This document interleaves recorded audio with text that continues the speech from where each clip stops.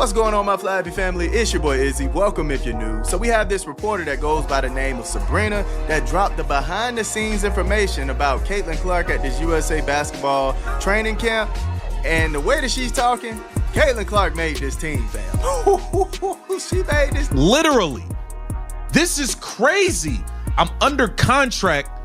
I guess I plan on returning to the sky and continuing to talk to Tyler. Nobody saw this coming. Not the coaches, not the players, not even the cameras. Because on the final day of Team USA camp, Caitlin Clark didn't just show up.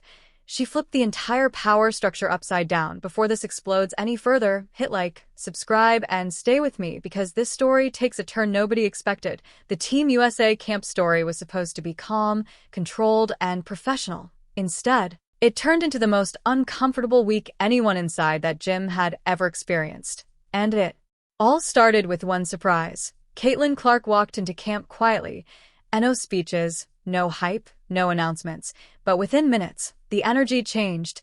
Every drill suddenly revolved around her. Every conversation stopped when she touched the ball. Every rep felt heavier. This wasn't attention-seeking. This was gravity.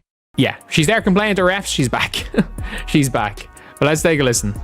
Caitlin Clark back on the court, super impressed with Caitlin just being engaged while she was out and getting back to being able to play. It was a combination of like USA players going against USA players and then also USA players going against the scout team, which was just like players from small colleges all across North Carolina sort of helping out with that scout team practice. And, you know, she looked like Caitlin. The step back three was there, the passes were there. When she was not playing with Aaliyah Boston, some of the bigs didn't know what to do with their passes. There was one time where she passed it to Hamby and Hamby like brought the ball down. It's like, you can't do that. This is not, you have to keep it up, right? Straight up. Just like not expecting where that was coming. But FIBA, naturally, just a lot more physical than other levels of basketball, even more physical than the WNBA. So having to see Caitlin like go at scouting players who were, you know, instructed to play at a FIBA level of physicality was interesting. The first shock came quickly. Paige Buchers noticed it first. The pace shifted, the spacing tightened, and the ball moved faster whenever Caitlin ran the offense. Players leaned in. Coaches leaned forward. IT felt like a switch had been flipped. Meanwhile, Angel Reese felt something different. Not anger at first. Something worse. Irrelevance. An invisible wall. Angel was on the floor, running the same drills, playing the same minutes. But the rhythm wasn't there. The ball didn't come back. The reads didn't favor her. The momentum flowed right past her. Every huddle, every breakdown, every side conversation. Caitlin Clark was the center. Not by demand, but by impact. The game that changed everything. Then came the scrimmage. And oh, cameras, no fans, just pride. Reese wants nothing to do with this damn Chicago Sky team. She makes it very, very clear at every opportunity. She makes it very clear at every opportunity. She does not want to be on this team. She thinks these players stink. She thinks they stink. She thinks she don't think they have a winning culture over there. She don't want to be there at all. Caitlin ran point. Paige spaced the floor. The ball moved like it was on rails. Angel tried to force her presence. Physical plays, extra contact, emotion rising. But the game didn't bend. IT moved faster, smarter, cleaner, one possession after another. Angel faded out of the flow. Not benched, not pulled, just erased by tempo. Then came the moment of realization. That's when it hit. This wasn't competition anymore. This was hierarchy. Caitlin wasn't proving she belonged. She was proving the system worked better. Through her, coaches whispered, assistants took notes, and Angel saw it. The game had passed her in real time. Then the panic set in. Frustration became visible. Body language shifted. Energy dropped, not because she couldn't play, but because the room had already chosen a direction. This wasn't personal. IT was basketball, and basketball was choosing Caitlin Clark. The brutal final day. The last day of camp was quiet. Too quiet. The drills were sharp. The execution ruthless.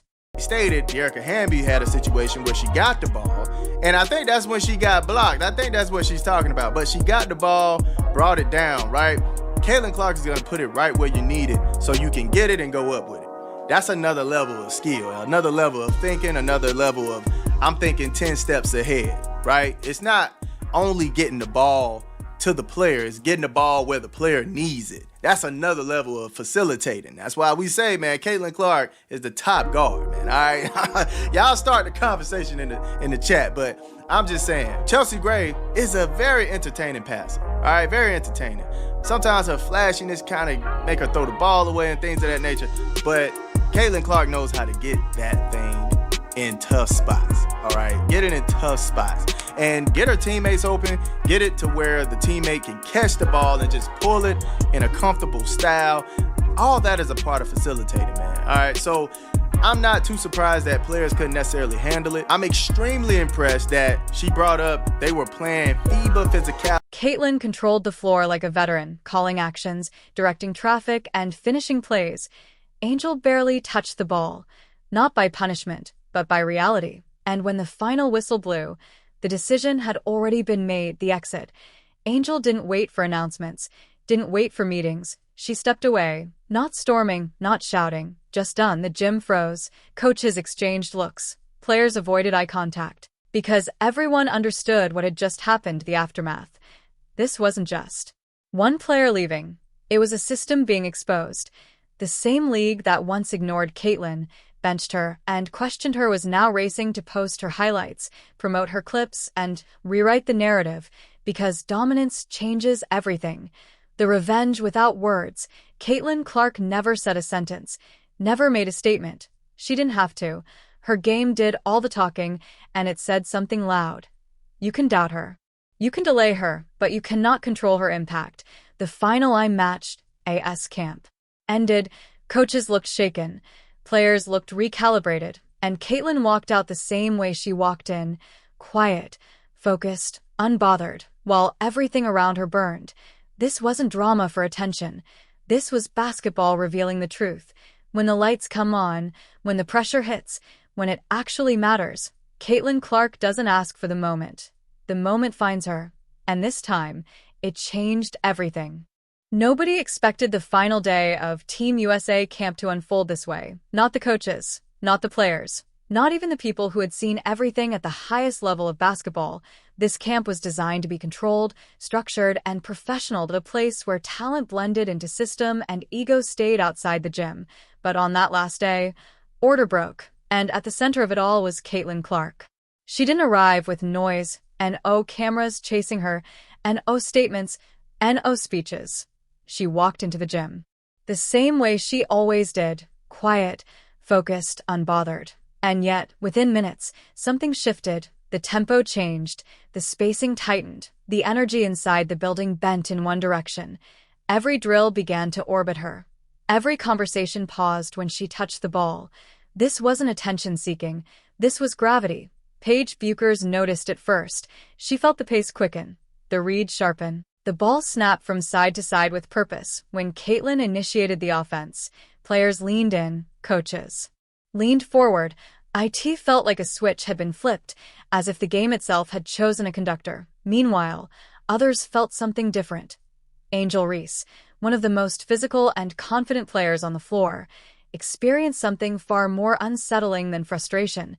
She felt irrelevant, not benched, not punished, not ignored by design, but erased by tempo. She ran the same drills, played the same minutes, used the same effort, but the rhythm wasn't there. The ball didn't come back. The reads didn't favor her.